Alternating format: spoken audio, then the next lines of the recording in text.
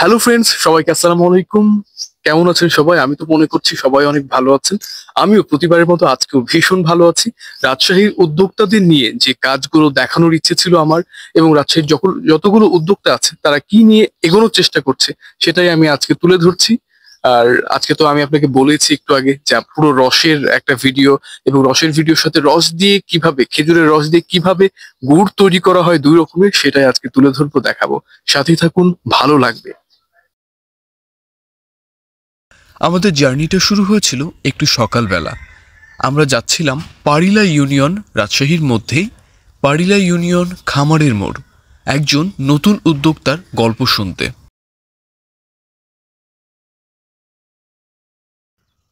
খেজুরের গুড় বানাতে হলে খেজুরের রসের প্রয়োজন, আর সেই জন্যই খেজুরের গাছ থেকে প্রচুর পরিমাণে রস সংগ্রহ করতে হয়। আর এই গাছে ওঠা থেকে শুরু করে রস নামানো এবং এই রসটা ঠিক গন্তব্যে পৌঁছানো পর্যন্ত এই কাজগুলো কিন্তু অনেক পরিশ্রমের ব্যাপার। আমরা চোখে দেখে অনেকটা সহজ মনে করছি, কিন্তু এতটাও সহজ নয়। এই কাজগুলো করতে অনেক পরিশ্রম লাগে এবং অনেক ধৈর্যটাও লাগে। কারণ যখন খেজুরের রস করার জন্য গাছ প্রস্তুত করা হয়, সেইটাও অনেক কষ্ট, দক্ষতা এবং ধৈর্যের সাথে করতে হয়। রস নামানোর পর একটা বড় পাত্রে সব রসগুলো নিয়ে একসঙ্গে করে যেতে হবে গন্তব্যে, যেখানে গুড় বানানো হবে। আর এই দৃশ্যটাও দেখে আমার কাছে দারুণ লেগেছে। আপনাদের কেমন লেগেছে অবশ্যই আমাকে কমেন্ট করে জানাবেন। এখানে প্রত্যেকটা পাত্রে খেজুরের রসে একদম ভরপুর, আর এই রসগুলো এখন ঢালা হবে খেজুরের গুড় বানানোর জন্য। যে পাত্রে রেখে জাল দেওয়া হবে সে পাত্রে ঢেলে দেওয়া হবে সবগুলো রসগুলো ঢালার সময় ছাকনা দিয়ে ছেঁকে ঢালতে হবে, যাতে কোনো প্রকার ময়লা সেখানে না যায়।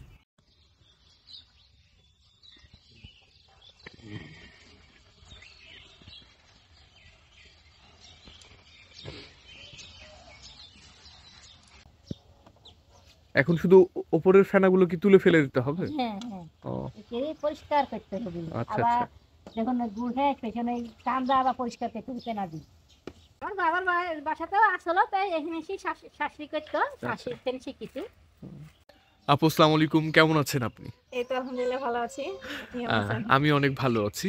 ফাতিমা আপু, আজকে তো আপনার এখানে আসার একটাই কারণ, আপনি একজন উদ্যোক্তা আমরা অনেকেই জানি। তো আমার খুব ইচ্ছে ছিল যে আপনি কি নিয়ে কাজ করছেন সেটা আমার অডিয়েন্স বা আরো বেশ কিছু মানুষ আছে যারা এখনো পুরোপুরি মানে ভালোভাবে জানে না, তারা একটু যেন জানে, এবং শুরুটা কিভাবে এবং আপনার পড়াশোনা এভরিথিং আপনি আপনার সম্পর্কে একটু বলবেন, আর এই বিজনেসটা নিয়ে। এই তো। আচ্ছা, আমার পড়াশোনা কমপ্লিট হয়ে গেছে, অনার্স মাস্টার্স শেষ করেছি আমি আমাদের বরেন্দ্র বিশ্ববিদ্যালয় থেকে।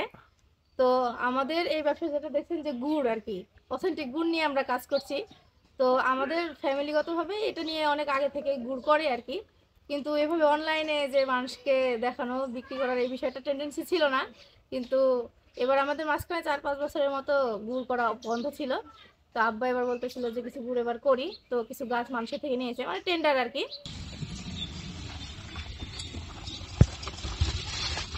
হচ্ছে আমাদের গুড় কিন্তু এখন পর্যন্ত বাইরে কোথাও বিক্রি করা লাগেনি বা হাটে নিয়ে বিক্রি করা লাগেনি, আমরা অথেন্টিক গুড় বানাই। আর আমার যে আশেপাশের বন্ধু বান্ধবীরা আছে বা আমাদের পরিচিত যারা আছে, আমি আসলে তাদের কাছে গুড় অলরেডি সব বিক্রি হয়ে গেছে, এখনো অর্ডারের গুড়ই চলছে। তো এইভাবে ধরেন কাজ চলতেছে। আর অথেন্টিক গুড়টা আসলে মানুষকে প্রোভাইড করার জন্যই আর কি। এখনো হয়নি, পানিতে দিয়ে আসলে বুঝি যে নামানোর সময় হয়েছে। তো অথেন্টিক গুড় খাইতে হলে আমাদের থেকে নিতে পারেন, আমরা হচ্ছে আপনাদেরকে অথেন্টিক গুড় পাঠাবো। আপনার যতটুকু প্রয়োজন আপনি চাইলে আমাদেরকে বলতে পারেন, তাহলে আমি গুড় আসলে পাঠিয়ে দিতে পারবো। গুড় তো তাহলে দুই ধরনের আছে, একটা হচ্ছে লালি গুড় বলা যায়, বা আরেকটা হচ্ছে শক্ত গুড়, ওটাকে কি বলে? পাটালি গুড়। পাটালি বলি আমরা, হ্যাঁ। পাটালি গুড় বলে। হ্যাঁ হ্যাঁ আচ্ছা, হ্যাঁ এই হ্যাঁ। দুইটার প্রসেসিংটা একটু বলেন তো। আচ্ছা, লালি গুড় তো দেখেন একটু ঝোলা টাইপের হয়, মধুর মতো, অনেকটা সময় মধুর মতো। আবার এখন যে ঠান্ডা পড়ছে, লালিটা কিন্তু আমরা মধুর মতো করলেও যখন ওটা রেখে দিচ্ছি ওটা কিন্তু মানে দানা হয়ে যাচ্ছে, তলে একদম দানা দানা হয়ে যাচ্ছে। তো যেটা আমরা লালি করি ওইটা মানে 5-7 মিনিট আগে আমাদেরকে তুলে নিতে হয়।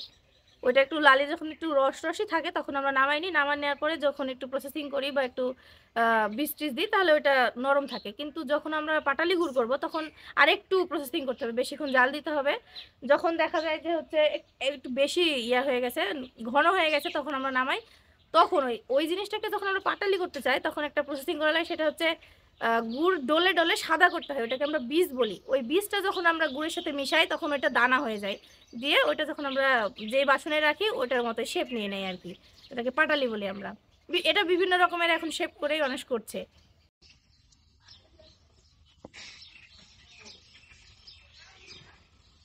আর রসগুলো মূলত অনেক রস প্রয়োজন হয়তো গুড় তৈরি হ্যাঁ করতে, হ্যাঁ তো অবশ্যই। এত রস কিভাবে কালেক্ট করেন? এই যে কোর দেখতেছেন আমাদের এই যে করে করে লাগাই আর কি। তো মানে সকালে প্রায়, এখন তো শীত পড়তেছে, শীতের সময় দেখা গেল 10টার সময় গেলেও হয়, অনেকে আছে যখন নামাই নাই তখনই আবার লাগাই চলে আসে।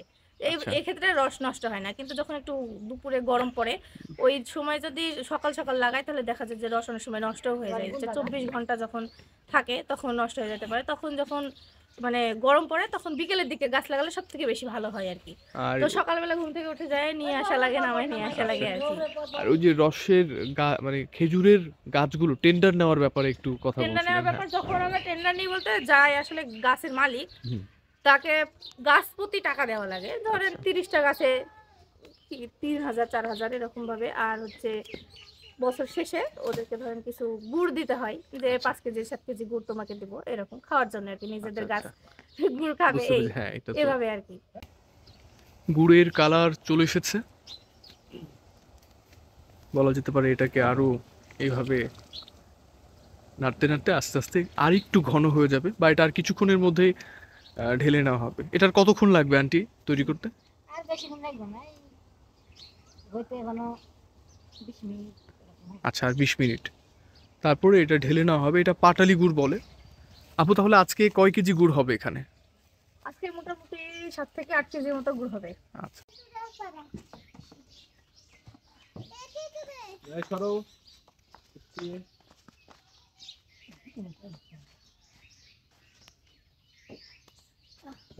একদিনে সর্বোচ্চ কত কেজি তাও গুড় করেছেন এরকম? 13 কেজি 14 কেজি এরকম করে করেছি। এটা কেন করছেন আন্টি? এই ধান করার জন্য নামা বীজ দিতে হবে, এখনটা বীজ দেওয়ার পর আসে গুড় আবার গোটা হবে। এই কদিন যদি নামাই থই দিই তাহলে সারাদিন ছিল এরকম হয়ে থাকবে। আর এখন লালি গুড়ের মতো হয়ে আছে। লালি গুড়ের মতন হ্যাঁ আছে।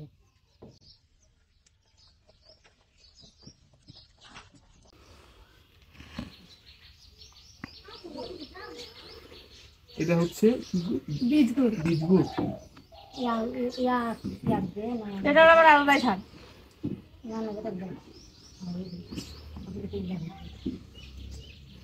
এইটাই যদি লালি গুড়ের মধ্যে দেওয়া হয় তবে ওটা হচ্ছে ধান হবে, শক্ত হবে, দানা হবে না এটা না দিলে। এরকম কালার আসছে না ভাই, এটা আসলে চকলেটের থেকেও অনেক বেশি টেস্টি। দর্শক, গুড় এভাবে ডলে ডলে যেটা তৈরি করা হচ্ছে আঠালো আঠার মতো, এটাকেই বলা হয় গুড়ের বীজ। এই বীজটা করার জন্য, এই বীজটা করার পর যখন এই লিকুইড বা একটু হচ্ছে লালি গুড় এগুলোর সাথে যখন মিশিয়ে দেওয়া হবে তখন গুড়টা জমাট বাঁধবে, তাহলেই পাটালি গুড়টা হয়। আর তাছাড়া এভাবে লালি গুড় থেকে যায়। আর পাটালি গুড় করার জন্য এভাবেই ডলে ডলে শক্ত করে এভাবে পিষে পেস্ট করার পর এটাকে গুড়ের বীজ বলা হয়। শুধু এইরকম বীজ গুড় আলাদাভাবে অর্ডার দিয়ে বানাতে হয় এবং এটা অনেক পরিশ্রম করে বানাতে হয়, কারণ অনেকক্ষণ থেকে এটার পিছনে কাজ করতে হয়। এটাকে ডলে ডলে অনেক কষ্ট, অনেক কষ্টের ব্যাপার। এটার অর্ডার সহজে কেউ নিতে চায় না। এটা অনেক টেস্টি, অনেক টেস্টি। আমি আমার লাইফে প্রথম হচ্ছে বীজ গুড় আমি খেলাম, আমি কখনো খাইনি বলে আপু আরো মানে টেস্ট করার জন্য দিল। অনেক টেস্ট, মানে ওই যে রিপন ভিডিও বলেন অনেক টেরেস, সত্যি অনেক টেরেস বীজ গুড়। ঠিক অনেকক্ষণ পরিশ্রমের পর যখন গুড়ের বীজটা এভাবে তৈরি হয়ে যায়, তারপরে এই বীজটা নিয়ে এসে লিকুইড সেই লালি গুড়ের মধ্যে এভাবে মিশিয়ে দিতে হবে। এভাবে মেশানোর পর যখন পুরোটা ভালোভাবে মিশে যাবে তখন আস্তে আস্তে এই বীজের জন্যই এই গুড়টা আস্তে আস্তে জমাট বেঁধে পাটালি গুড় যেটাকে বলা হয় বা শক্ত একটা গুড়, সেই গুড়ে পরিণত হবে এবং এরপর এই গুড়টা যেই পাত্রেই আপনি রাখবেন সেই পাত্রের আকারটা ধারণ করবে। পরিষ্কার কাপড় এখনো ভেজা আছে, ওই কাপড়টার উপরেই গুড় এভাবে ঢালা হচ্ছে এবং ওই কাপড়টা অনেক বেশি পরিষ্কার করার পরে এভাবে দেওয়া, এবং এটা পুরোপুরি ঘরোয়া পরিবেশে তৈরি, বাসায় তৈরি। কড়াই থেকে পরবর্তীতে তুলে এইভাবে গুড় দেওয়া হচ্ছে। আমরা অনেকে মনে করছিলাম যে গুড়টা আসলে হবে কিভাবে, এভাবে কড়াই থেকে নিয়ে তারপরে এভাবে আলাদাভাবে বসিয়ে দেওয়া হচ্ছে। মেডিসিন দেওয়া যদি থাকে তাহলে তো বেশ কিছুদিন যদি বাইরেও রাখা যায় তাহলে সেরকম কোনো সমস্যা হয় না। তবে অথেন্টিক গুড় যেটা আমরা কোনো রকমের মেডিসিন ছাড়াই করছি, সেটা আসলে ওই 15 থেকে 20 দিনের মতো রাখা যাবে বাইরে। আর হচ্ছে যদি তার চেয়ে বেশি সংরক্ষণ করতে হয় তাহলে অবশ্যই ফ্রিজে রাখলে সব থেকে বেশি ভালো হয়। পুরো গুড় প্রসেসিংয়ে কোনো কিছু কিন্তু তিনি লুকায়নি, সব কিছু একদম খোলামেলা এবং একদম ন্যাচারালভাবে উনি দেখালো, আমি নিজেও দেখাচ্ছি। তো যারা ওনার পরিচিত আছে তারা তো চিনে, এবং আমার পরিচিত মানুষগুলো তারাও তো আমাকে বিশ্বাস করে। তো সেই দিক থেকে আমি বলবো যে আপুর কাজ এবং আপুর সব কিছু নিয়ে আপু যেভাবে এগিয়ে যাচ্ছে, এইটা যেন আপু খুব শীঘ্রই যেন সবাইকে নিয়ে ভালো কিছু করতে পারে। এই তো আপু শুধু নিজেকে নিয়ে না, আরও 10 জনকে নিয়ে চিন্তা করে, 10 জনকে নিয়ে ভাবে। তাই হোক এটা নিয়ে আপনারা সবাই সাপোর্ট করবেন এবং ভালোবাসবেন এই প্রত্যেকটা কাজকে। রাজশাহীর প্রত্যেকটা উদ্যোক্তা এইভাবেই এগিয়ে যাক, আমার পক্ষ থেকে দোয়া তো থাকবেই। আর আপু ধন্যবাদ জানাচ্ছি আপনাকে। আসসালামু আলাইকুম।